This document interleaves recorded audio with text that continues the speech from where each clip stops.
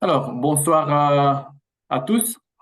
On va commencer ce nouveau webinaire de la Titan Academy.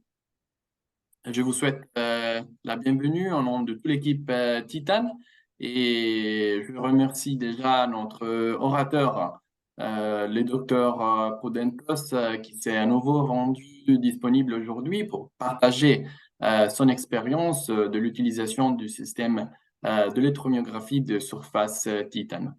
Il nous parlera en particulier de la réhabilitation dentaire après mandibulectomie et glossectomie. Ces chirurgies sont associées à des séquelles importantes en prise en charge chirurgicale puis prothétique complexe nécessaires à la restauration de l'esthétique et de la fonction masticatrice. Le docteur il va vous illustrer un peu comment l'électromyographie apporte une contribution significative en aidant à évaluer l'activité musculaire guidant ainsi la conception des prothèses adaptées.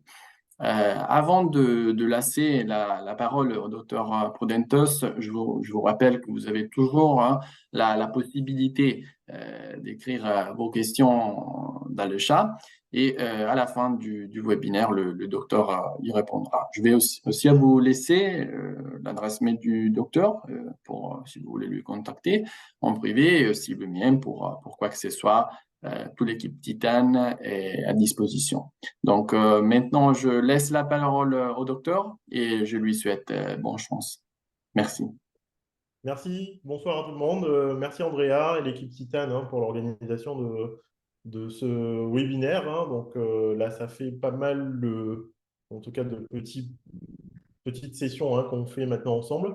Voilà, l'objectif aujourd'hui, c'est de partager aussi mon retour d'expérience avec le système Titan, qui est un système d'électromyographie que j'utilise au quotidien au cabinet dentaire et aussi qu'on a utilisé, que j'ai pu utiliser aussi avec l'équipe du CHU, de Centre hospitalier de Bordeaux, le service de médecine dentaire, donc sous la responsabilité du professeur Bruno Ella et du docteur Navo, et justement qui est responsable du diplôme universitaire de prothèse maxillofaciale.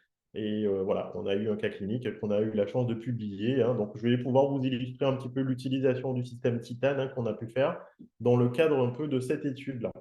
Donc, si vous avez des questions, je pense que ces questions reviendront après. L'objectif, ce n'est pas de faire un cours magistral, mais c'est surtout de pouvoir lancer une discussion sur une utilisation qui est un peu, du coup, complémentaire à celle qu'on avait déjà présentée, sur l'utilisation de l'électromyographie au cabinet dentaire. On avait fait en implantologie, il y a certains cas aussi en orthodontie. Et là, aujourd'hui, on va parler de l'utilisation de l'électromyographie dans un contexte de chirurgie maxillofaciale et surtout dans le cadre de réhabilitation maxillofaciale.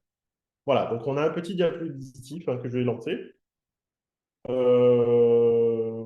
vous représenter, je suis le docteur Prudentos, donc je suis chirurgien dentiste à Bordeaux et je suis attaché au CHU de Bordeaux, voilà, dans le service de médecine dentaire, sous la supervision du professeur Bruno Ella. Voilà.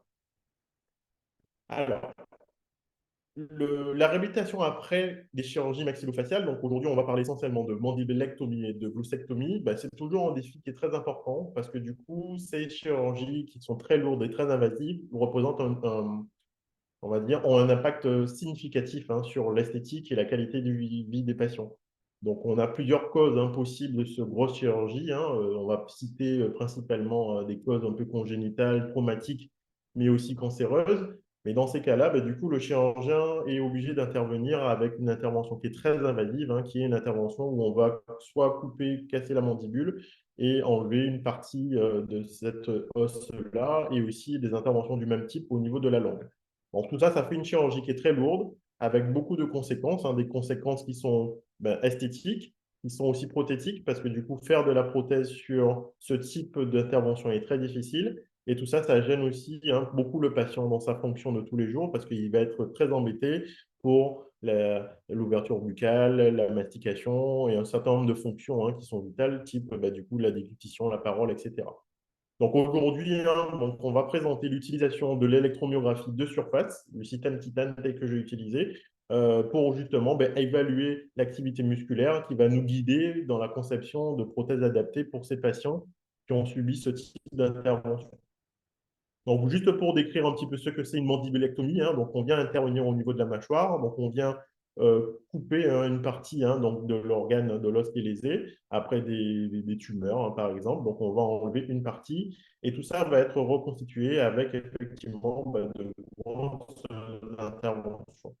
Donc, on a une grosse intervention qui a été iconographiée et représentée par le docteur Frédéric Barrère, hein, qui est au Centre bordelais de chirurgie maxillofaciale. Et là, on voit, hein, bon, c'est des images qui ne sont pas très, très sympas à voir, mais on a un patient à qui on a enlevé une partie de la mandibule. On voit le scanner et la reconstitution hein, qui est faite avec des vis. Une petite vidéo hein, que je vais essayer de vous montrer pour vous montrer un petit peu à quoi ça correspond.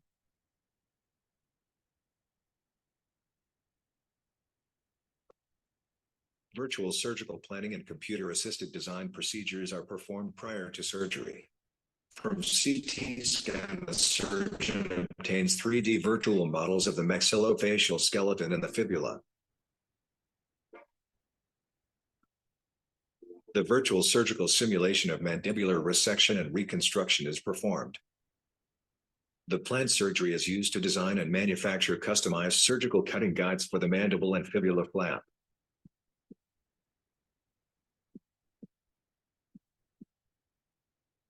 A submandibular skin incision and opening of the subcutaneous and muscular tissues is carried out. The mandible is exposed.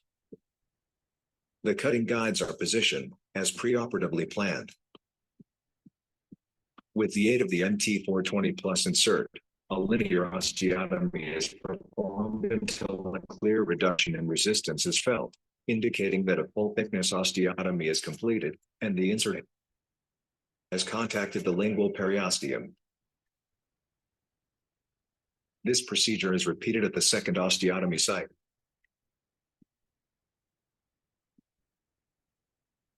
Mandibulectomy is completed. After the skin incision, the fibula is carefully dissected. After fibula exposure, the cutting guide is positioned on the bony surface. The customized cutting guide allows the surgeon to precisely segment the bone. Linear osteotomies and wedge ostectomies are performed using piezosurgery MT420 Plus insert in order to reduce thermal damage and increase osteotomy line precision.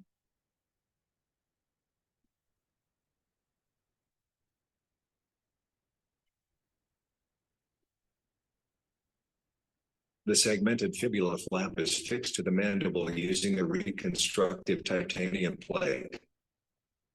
Vascular microanastomoses are performed with the recipient vessels. The muscular plane, subcutaneous tissue, and skin are sutured to complete the procedure.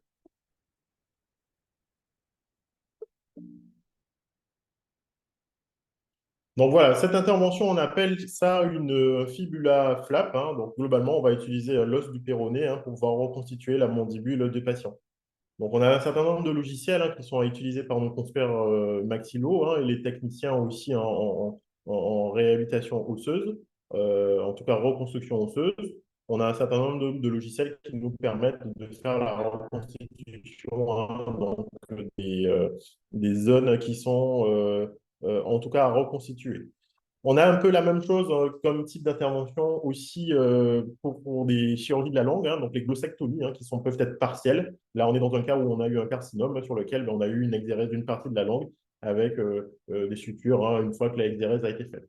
Donc tout ça, ça va bien donner un certain nombre de défis hein, pour la suite pour le patient, parce que le patient, en plus d'être entre guillemets mutilé, donc il y a des reconstructions esthétiques qu'il faut prévoir. Et tout ça, ça va générer aussi des défis fonctionnels, hein, parce qu'un patient qui a une mandibule qui a été cassée ou coupée, donc on a un certain nombre de rééducations fonctionnelles avec des impossibilités type déglutition, mastication et aussi phonation. Et aussi, nous, dentistes, hein, nous, prothésistes, du coup, on aura beaucoup de difficultés pour pouvoir faire la réhabilitation prothétique, pour pouvoir participer à la rééducation de notre patient. Donc, un certain nombre de défis fonctionnels et ceux surtout en rapport avec les troubles de la cinématique mandibulaire. Donc, on va citer la limitation de l'ouverture buccale, les déviations mandibulaires. Et tout ça, ça va altérer les fonctions buccales dans leur sens large du patient, comme la mastication, la déglutition. Et tout ça pour dire qu'on a une prise en charge pour ce type de patients-là, assez complexe, hein, dans le cadre de leur rééducation, de leur fonction masticatrice. Donc là, on va citer un article, hein, moi, qui a été un article un peu de base, un peu de ma réflexion. C'est l'équipe du docteur Destruo et du docteur Navo, hein, qui ont en tout cas publié sur ce type de réhabilitation, dans le contexte un peu de réhabilitation en prothèse maxillofaciale. Donc, je vous laisserai aussi les recommandations et les références pour pouvoir lire tous ces articles-là. Donc, aujourd'hui, je vais vous dire un petit peu à quoi va servir l'électromyographie dans ce type de réhabilitation et voilà, en quoi on peut trouver des avantages, en tout cas, à l'utiliser dans ce type de réhabilitation un peu complexe. Donc aujourd'hui, l'électromyographie de surface, c'est un petit peu moins l'utilisation que j'ai au quotidien. Ça m'aide en tout cas et ça peut aider à analyser les déséquilibres musculaires, hein. Donc ça, c'est un élément qui est très important. De mettre en place aussi une sorte de diagnostic on va dire, du concept occlusal, hein. Donc identifier les problèmes occlusaux et permettre aussi l'ajustement, hein, donc l'ajustage d'un certain nombre de prothèses fixes, amovibles ou implantaires. On peut l'utiliser aussi en orthodontie. Et comme lors du dernier webinaire, on l'utilise aussi, hein, pour pouvoir analyser la force occlusale, hein, sur les implants. Et dernier point, ça aussi, mais c'est ma spécialité, c'est aussi permettre aussi la réhabilitation, déjà le diagnostic, mais aussi la rééducation maxillofaciale dans les troubles de l'articulation temporomandibulaire. Donc, le système Titan, c'est quoi? C'est un système d'électromyographie, hein, qui est très innovant, avec des électrodes, hein, qui peuvent être 4 ou 6, hein, qui se positionnent sur les muscles masséters et temporaux de chaque côté, et aussi au niveau des cervicales, hein, pour les systèmes qui sont à 6 électrodes. Ça permet, avec un dispositif très léger, sans fil, de réaliser en une électromyographie sans forcément voilà, être qualifié juste avec une petite courbe d'apprentissage, hein, pour l'utilisation du système, mais rapidement, on a des données qui sont objectives, qui nous permettent en moins de 5 minutes, 10 minutes dans certains cas, avec des tests de mastication, de vérifier comment les muscles de nos patients fonctionnent. Donc ça, on a un logiciel, hein, qui nous permet de faire une analyse. On a une analyse en temps réel de la force musculaire exercée par les muscles quand le patient serre les dents ou quand le patient mastique. Donc, les avantages, moi, que j'ai listés de ce système-là, c'est que le système est sans fil, il est très léger.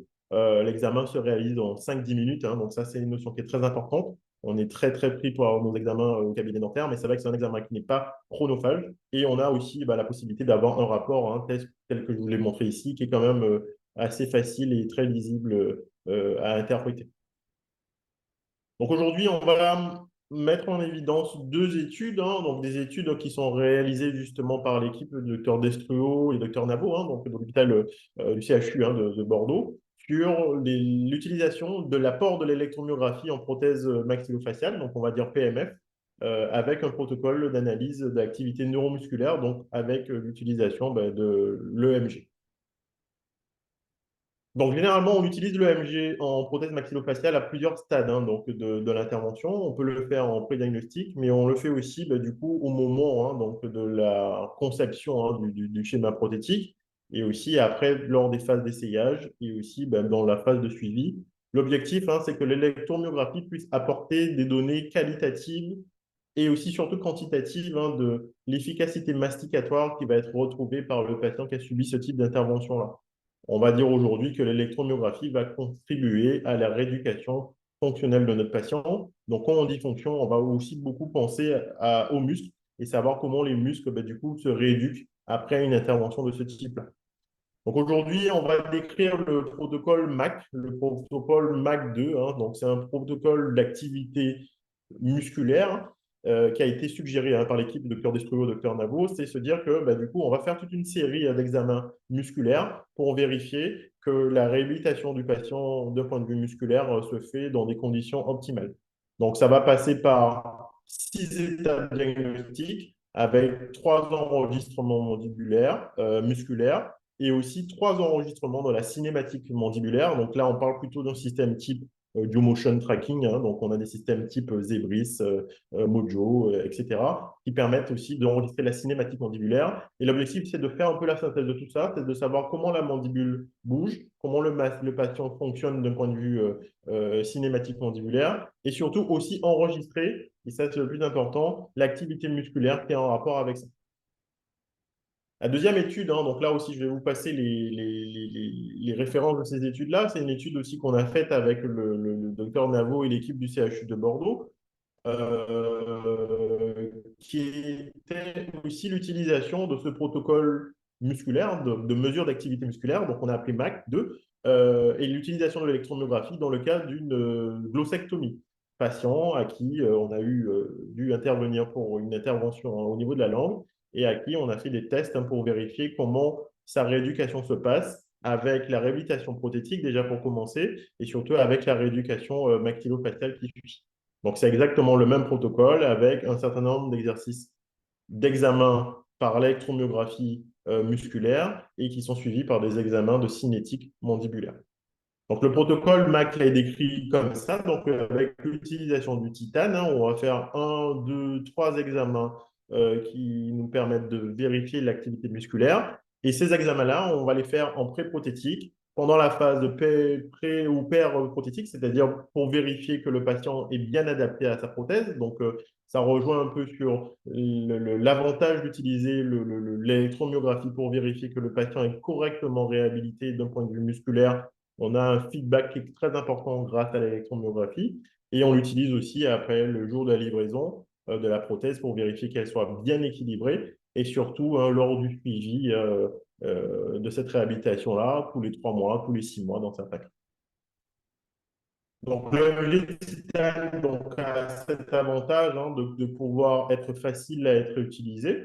Donc, dans le cadre de cette étude-là, on peut voir, hein, que le patient a commencé avec une activité musculaire qui a été notée comme étant, on va dire, très mauvaise, hein, donc sans ses prothèses. Et on voit l'amélioration de l'activité, en tout cas de la symétrie de l'activité musculaire, en tout cas après réhabilitation, en passant par différentes étapes, hein, donc d'essayage et de phase de post-réglage, hein, qui permet de vérifier qu'un patient qui avait des muscles qui ne travaillaient pas de manière optimisée, avec peut-être des muscles qui travaillaient plus d'un côté par rapport à l'autre, ben, grâce à la prothèse, et l'électromyographie, on a une image qui nous permet de voir que l'activité du musculaire du patient a été restaurée. Et ça, c'est un élément très important. Et ce n'est que l'électromyographie qui nous permet vraiment de mettre ça en évidence. Le patient va nous donner des signes assez qualitatifs et subjectifs, hein. On va lui faire remplir des questionnaires sur son niveau de confort. Mais grâce à l'électromyographie, on va au-delà de ce niveau de confort. On va aussi pouvoir mettre en évidence des signes musculaires qui vont être en rapport avec ce confort-là que le patient va nous décrire. Deuxième examen aussi qu'on fait dans ce protocole MAC, on utilise le Jaw Motion Tracking, hein, et là, du coup, on utilise un système qui nous permet d'analyser la cinématique mandibulaire pour vérifier aussi que le patient qui a eu ce type d'intervention retrouve une certaine symétrie, hein, dans ses mouvements, dans ses tracés mandibulaires, qui permettent aussi, aux muscles aussi de travailler de manière équilibrée. Un patient qui a une déviation, par exemple, va solliciter ses muscles plus d'un côté, et tout ça, ça peut générer des douleurs, des vraies difficultés d'un point de vue fonctionnel. Donc ça aussi, c'est important de voir aussi la cinématique mandibulaire et comment le patient se rééduque par rapport à ça. Il va être rééduqué par différentes techniques, par les prothèses aussi, hein, qui permettent aussi de l'aider à se rééduquer, mais surtout aussi grâce à l'utilisation de techniques type kinésithérapie maxillofaciale. Donc ça, c'est un point aussi qu'on va mettre en évidence après par la suite. Donc, pour résumer, donc, le protocole MAC, hein, est un protocole qui permet d'analyser l'activité musculaire de nos patients et surtout de permettre de quantifier l'amélioration fonctionnelle pendant la rééducation de nos patients une fois qu'il a été réhabilité. Donc, ça, c'est un élément qui est important parce que du coup, on a des choses qu'on pourra après tracer, suivre dans le temps et l'électromyographie nous permet d'avoir des données, hein, qu'on peut refaire à peu près tous les 3 à 6 mois pour vérifier que notre patient conserve un équilibre musculaire. Et c'est des choses aussi qu'on peut passer aussi à nos confrères, les chirurgiens maxillo et aussi les kinés, pour pouvoir leur prouver en tout cas que leur patient en tout cas est assez équilibré, hein, de point de vue musculaire. Voilà. Donc, les approches thérapeutiques dont je vous parlais, c'est se dire que ben, dans des cas de grosse reconstitution comme ça, ben, du coup, on doit travailler beaucoup en équipe, hein, donc avec les kinésithérapeutes, hein, donc qui nous permettent vraiment de lever les tensions musculaires, hein, et accompagner les patients dans leur rééducation fonctionnelle. Donc ça, c'est un phénomène, c'est en tout cas un élément qui est primordial. Travailler en équipe avec les kinés maxillofaciaux et surtout de leur donner des données objectives type électromyographie pour pouvoir les guider un petit peu dans leur travail de rééducation. Donc ça, c'est sûr que c'est des examens, hein, qui doivent être en tout cas partagés avec les kinés. Et là, et dans le cas de la prothèse maxillofaciale, on va parler aussi des traitements avec des orthèses qui sont un peu spécifiques, qui donnent un guidage, hein, qui permettent, donc on appelle ça des dispositifs de guidage de Cerna et Pandroid, qui permettent vraiment d'aider le patient à se recentrer au cours de la mastication. Donc aujourd'hui, hein, donc s'il y a un point à retenir en tout cas de la présentation, c'est que l'électromyographie est un élément qui est primordial en dentisterie, d'autant plus aussi dans les cas de grosses chirurgies maxillofaciales, parce que du coup, ben, il y a eu de grosses interventions qui ont eu de gros impacts sur la fonction de nos patients. On parle de la mastication, de la déglutition, de la phonation, et tout ça, ça doit être rééduqué. Et la rééducation, ben, du coup, ben, passe aussi par l'analyse musculaire et aussi articulaire. Donc, c'est important quand même d'utiliser ce type de système-là. Donc, pour moi, l'électromyographie joue un rôle très important dans la rééducation prothétique et surtout maxillofaciale. Voilà. Donc, c'était un petit peu l'objet de ma petite présentation. Je suis passé un petit peu vite. Si vous avez des questions, en tout cas, voilà, c'est des sujets qui sont assez passionnants, mais ça nous permet de se dire comment l'électromyographie est un outil qui est simple d'utilisation, que tout le monde peut utiliser dans son cabinet dentaire, qu'on peut utiliser aussi en collaboration avec les kinés, les chirurgiens maxillo. Donc, j'invite aussi nos confrères maxillo voilà, ben, à venir vers nous dentistes, hein. Donc, les chirurgiens maxillo aussi peuvent nous solliciter pour pouvoir faire des réhabilitations prothétiques pour nos patients. Donc, on se doit, en tant que dentiste spécialisé en prothèse, de leur proposer en tout cas des réhabilitations qui soient optimales et personnalisées pour leurs patients. Voilà. Merci à tous, en tout cas, pour ce petit point. Et merci à l'équipe Titane, hein, d'avoir organisé cette petite session, en tout cas, d'information. Et remercie à nouveau le docteur Prudentos pour le temps qu'il a consacré à la préparation et l'explication de cette présentation.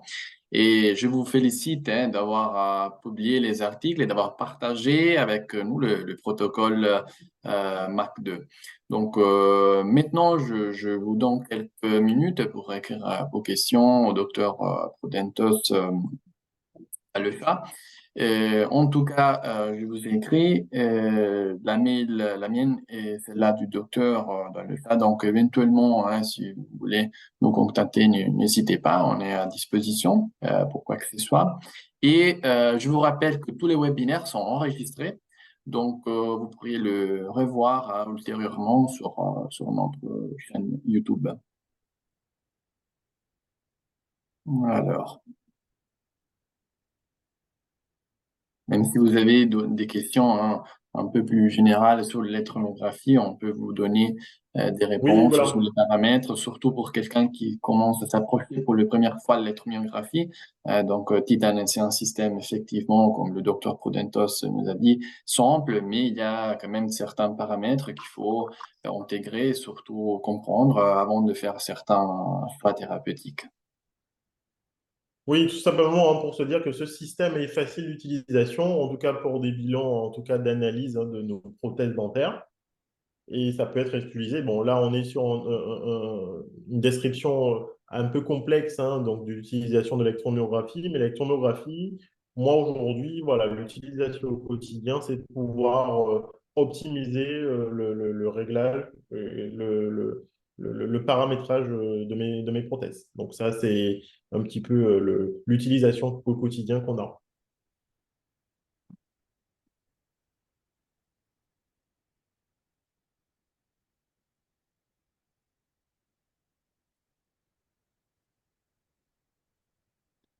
Je vois pas des questions pour le moment, donc je suppose que le docteur Prudensos a été très, très clair dans son explication.